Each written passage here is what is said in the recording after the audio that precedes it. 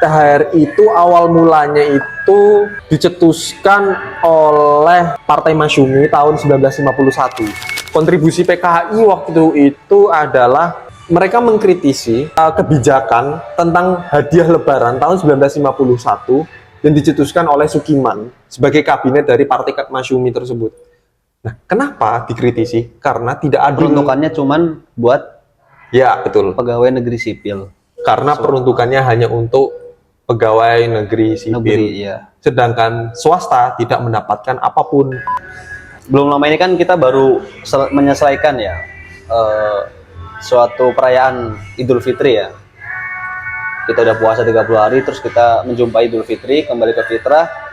Dan habit di Indonesia ya, habit ataupun kebiasaan itu kadang tuh saling memaafkan ya, maaf-maafan, minal aizin wal faizin.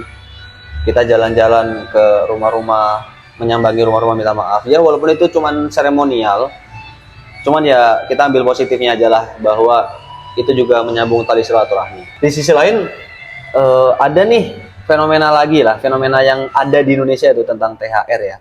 THR kan tunjangan hari raya. Kira-kira dari zaman kapan sih THR itu ada gitu loh? Zaman kapan? Soalnya dari kecil aku ya udah, pas kecil aku dikasih THR, aku nggak tahu tuh asal usul THR tuh dari mana, konsep dan sebagainya tuh. THR tunjangan hari raya yang udah menjadi tradisi masyarakat Islam di Indonesia, bahkan yang mengikuti tradisi tersebut juga dari kalangan non-Islam juga kan. Kalau kita lihat dari sejarahnya, sebenarnya THR itu awal mulanya itu dicetuskan oleh Partai Masyumi tahun 1951 sebagai sebuah kebijakan di mana untuk menanggulangi shift kerja yang libur buruh negeri waktu itu mengalami yang namanya penundaan kerja karena libur lebaran. Karena libur lebaran tersebut shift mereka berkurang kan. Nah, untuk menanggulanginya diciptakanlah kebijakan soal hadiah lebaran. Hadiah lebaran? Ya, hadiah lebaran. Jadi waktu itu namanya bukan THR atau tunjangan hari raya, tapi hadiah lebaran. Nah, hadiah lebaran ini ditujukan hanya untuk buruh dari negeri ataupun pegawai negeri sipil di situ oleh Partai Masyumi.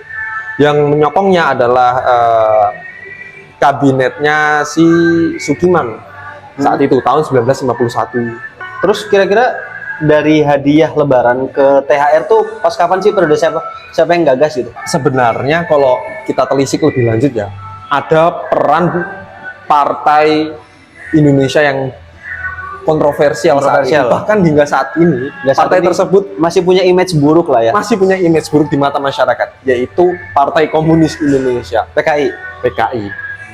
Yang waktu itu diketuai oleh Dipa Nusantara Aidit atau DNI. Kontribusi PKI waktu itu adalah mereka mengkritisi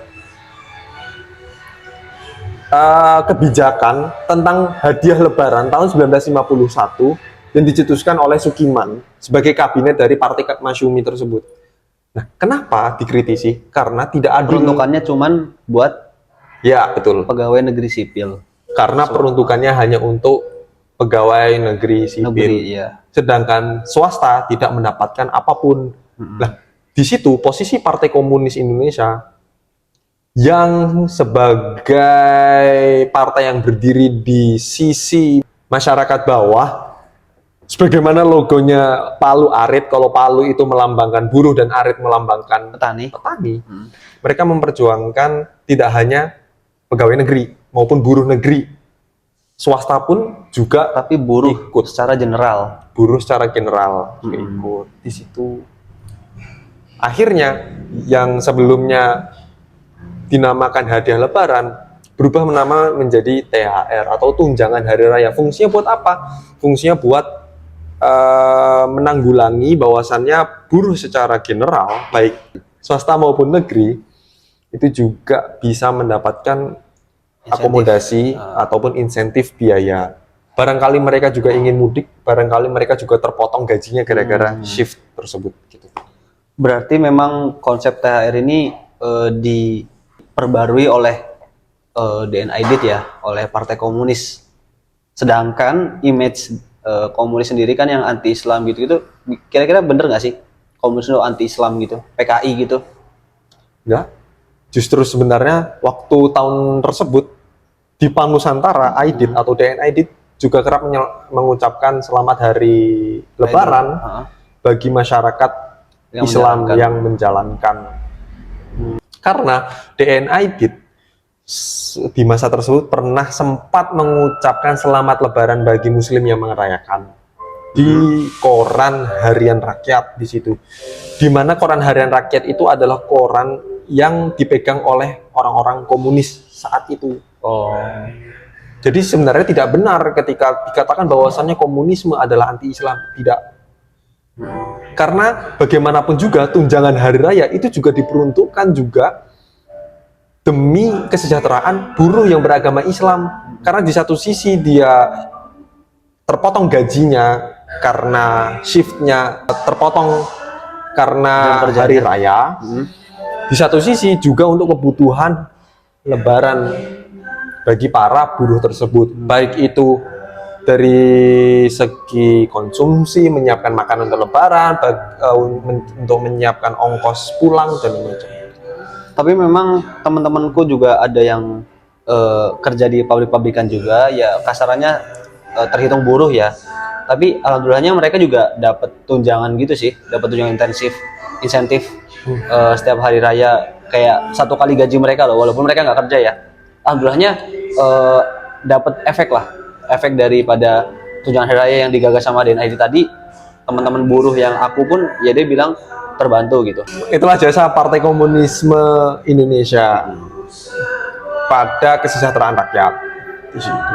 Sebenarnya kalau kita lihat secara tradisi ya, akhirnya tunjangan hari raya itu tidak hanya diperuntukkan Buat buruh toh, buat buruh, tapi merembet ke anak-anak, ke sanak saudara, Iya, ke iya. orang tua, ke kerabat, ke guru dan murid, sehingga menjadi sebuah kultur yang bahkan tidak hanya dirasakan oleh masyarakat Islam saja, Iya.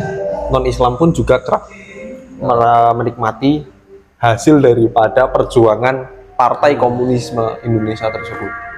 Iya sih, benar-benar. Berarti memang THR, konsep-konsep THR, Idul Fitri, terus agenda saling memaafkan itu memang cuma ada di Indonesia ya? Iya. Di luar negeri nggak ada sama sekali ya? Kayak gitu ya? Agenda THR, agenda THR, ya menjadi sebuah tradisi yang mengakar sih, sudah menjadi warna tersendiri bagi masyarakat Indonesia sih. Iya, semoga buat orang-orang yang memang saling memaafkan di hari raya, memaafkan dengan tulus ya. Ya. Jangan cuma sebatas kayak agenda-agenda maafan musiman tahunan, terus akhirnya dia berbuat dosa lagi sesama gitu kan. Ya. Apalagi sampai mengeksploitasi orang.